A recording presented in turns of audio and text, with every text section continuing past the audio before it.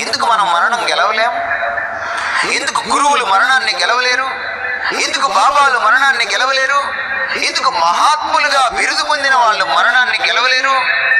ఎందుకు అవతార పురుషులు మరణాన్ని గెలవలేదు? ఎందుకు క్రీస్తు ఒక్కడే మరణాన్ని గెలవగలిగాడు?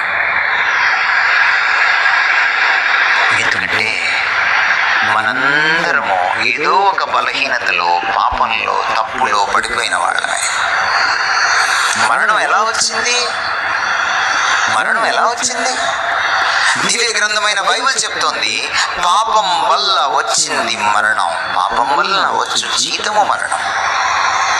అందుకనే మనం మరణాన్ని గెలవలేకపోతున్నాం. అసతోమా సద్గమయ, తమసోమా జ్యోతిర్గమయ, మృత్యోర్మ అమృతంగమయ. అసత్యంలో కొట్టుమిట్టాడుతున్నాను, సత్యమేంటో తెలియదు, సత్యంలోకి నడిపించు.